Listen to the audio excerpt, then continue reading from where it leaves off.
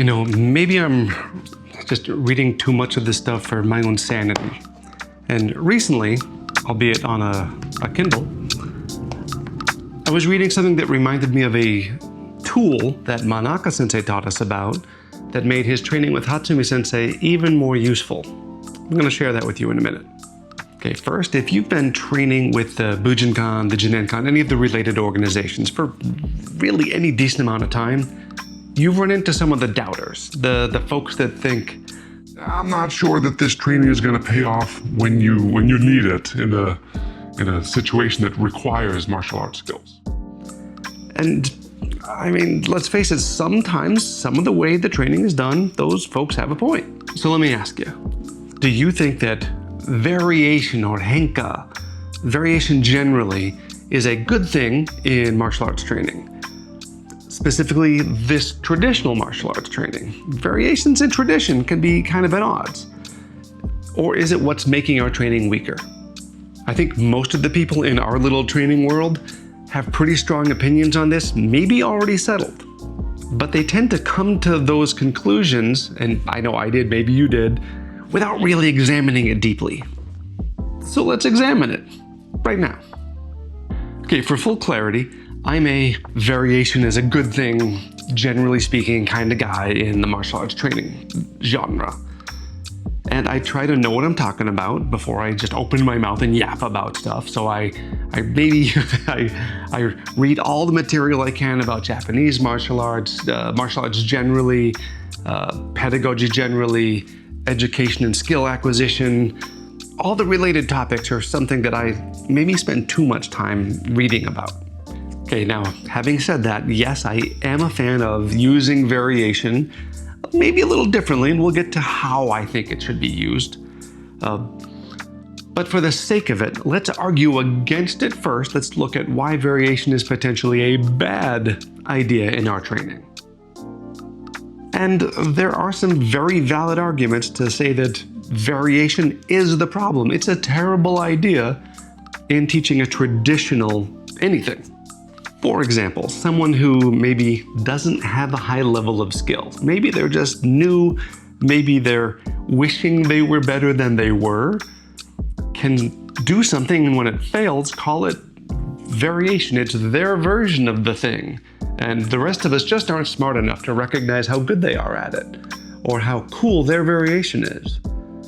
And that sounds on its face like a pretty weak argument.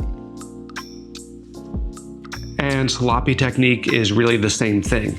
If they're trying to do something, even if it works, but they have to alter it, maybe it's just that they weren't good enough to do it the way they were taught or the way you're hoping they'll do it.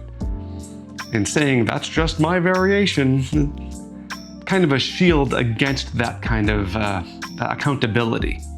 Okay. And point 3, there's just the idea of preserving a tradition. I mean, we all, I think, got interested in this particular kind of training because it was historical, it was interesting, it had a valid lineage to it. And historic kata exist for a reason. It's interesting to us, that's what we're trying to do. Accurate replication, I mean, it's not stubbornness, it's how knowledge and tradition survives and gets passed on from generation to generation. And let's face it, those of us in the, whether it's Bujinkan, Jinenkan, Genbukan, if it's Takamatsu, I guess derived, we'll call it, we have placed a lot of faith in what Hatsumi Sensei has said about training in general. And he is a big fan of variation. We're gonna get very specific on that in a moment too. But when he says, like in here, we're gonna quote, in here, there's a specific passage where he says that basically variation is the only path available. But he's saying that in a book that documents very specific words and very specific lineage, the kata and scrolls, the way they were handed down for a really long time. So for us to say that he did such a fantastic job of having this all written down, painstakingly translated, thank you translators by the way, and then published in an internationally available book, just to say that preservation is not important seems we can't argue that way either. There has to be some validity to both sides of that. I mean, the man clearly cares a lot about preserving details and tradition. I don't know how many books are on the shelf of, just from him alone, of these different kata that he's having sometimes in both languages. I say both like there's not others, in English and in Japanese. Now, I was just on a flight and I was reading a book called Perfect Practice. It's, among other authors, Doug Lemov, who's written one of the other books that, actually a few books on teaching. If you haven't picked up any of his stuff, please do. I'll leave a link in the description to some of my favorites. And in there, he talks about using every moment to make learning as valuable as possible. That's what we want in our training too. That's what every moment in the dojo is to be as valuable as possible. When we bow into class and say, we clap in with Shikin Haramitsu Daiko Myo, we're hoping that every moment could lead to some massive understanding, something lights on moment. And that's what we're trying to do for our students, that's what we're trying to do for ourselves, and that's what they're arguing is the value of all education in this book. Now, on flights I have to take my Kindle, so I take some notes digitally, and then I do some analog. I take physical notes as well. And that book is totally worth your time to read. Please take a look, it's deep knowledge. But it makes the exact opposite argument. They're suggesting everyone should learn a skill so well that you almost automate its application. That's what allows you to then sort of make it up as you go along. That's what allows for variation. It's the same way with actors. They learn their lines. There's specific text to learn. They will say these words. And once they know them well enough, they can focus on the acting. Sometimes ad-libbing is necessary, but they can express themselves because, the theory goes, they've learned to automate what they're going to say and do and stand, where they're going to stand, all those things. Should we do the same thing in our education? Should we do the same thing in our skill acquisition? Very specifically, should we do it in our learning traditional martial arts? But here's where it gets interesting.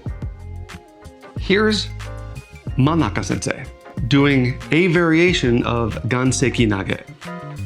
Here's Hatsumi Sensei doing a variation of Ganseki Nage.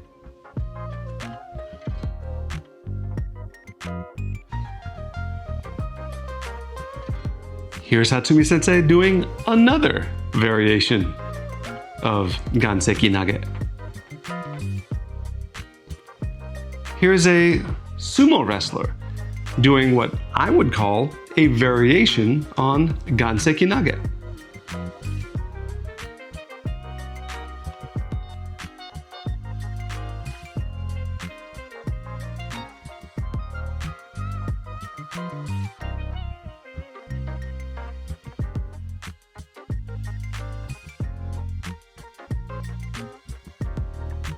All the component parts are in there. An underhook, a trip with the leg, a twisting of the torso, capturing their balance on the edge as they turn.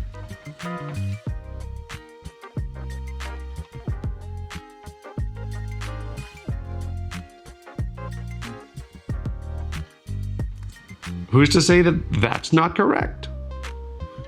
These are all different bodies, but maybe variations on the same technique. If the different bodies can do different expressions, maybe they have different teachers, different lineages. I mean, are any of them wrong? I mean, just because they're not exactly the same? Isn't that one of the values of what makes variation available to us? You could teach very different people who have very different individual capacities, different heights, different weights, different mobility different mobility. And they could all do Ganseki Nage. It would look different by default.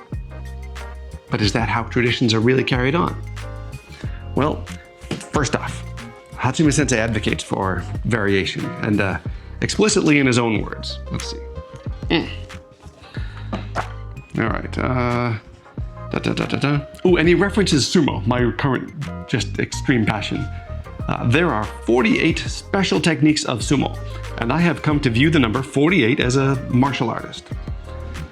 During my time as a martial artist, with regard to physical techniques, I have no recollection of doing one thing in the same way twice. Let's flip to the back. Okay.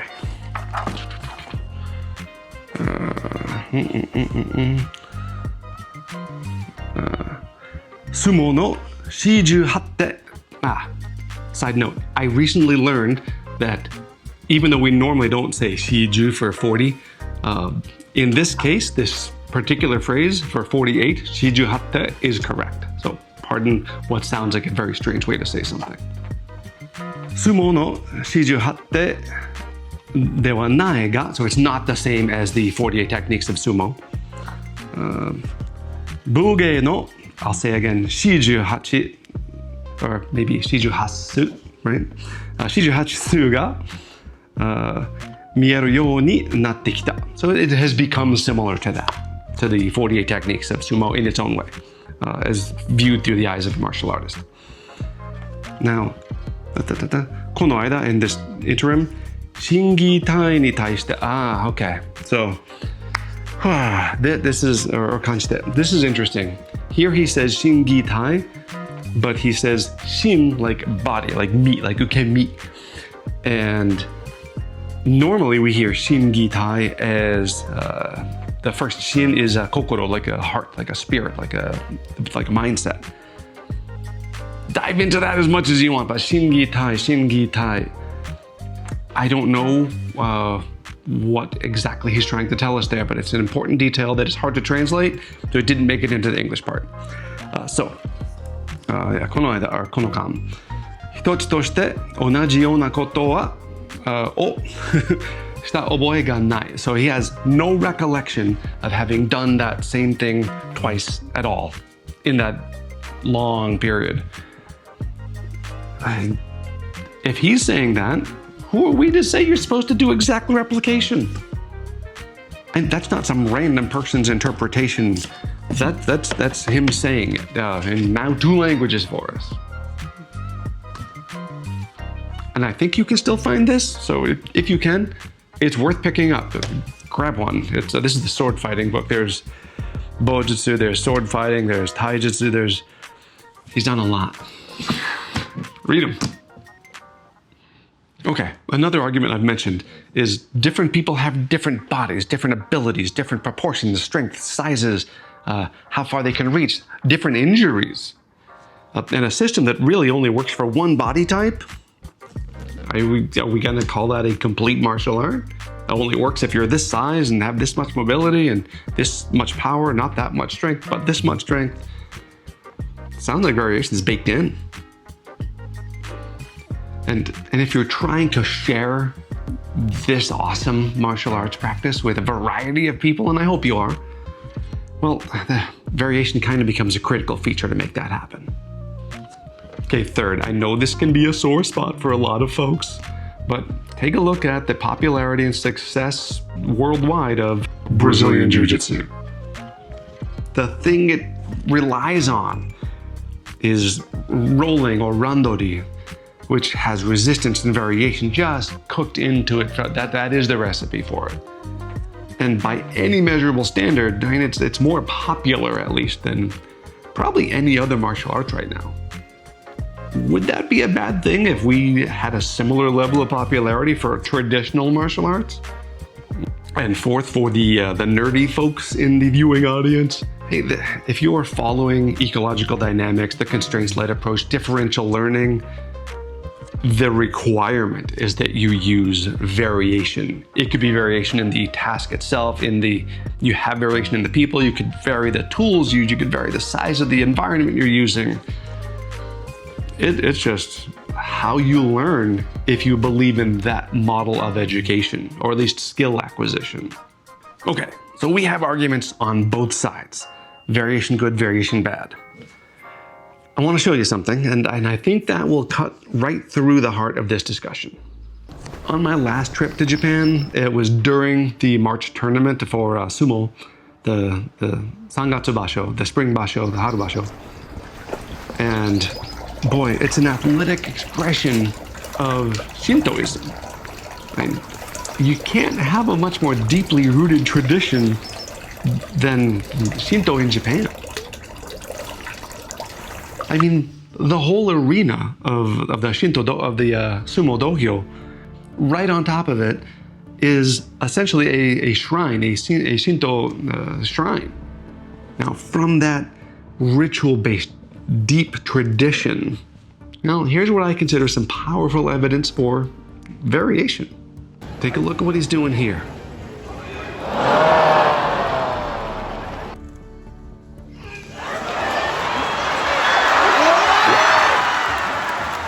Okay, I know the wrestlers are fun to watch. That's the most exciting part of going to see sumo. That's not what I want you to be looking at. Let's watch this again. This time, watch the gyoji, the referee in the center of the ring, at least for the start.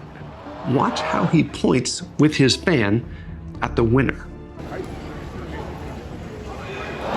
What are you seeing in this moment?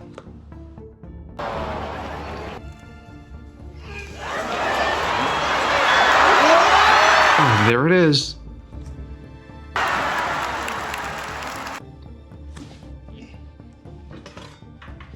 So, palm up, palm down. Pointing this way, there, I can't reach out, I'll go off camera. He's pointing at the winner, and then the other way, pointing at the winner.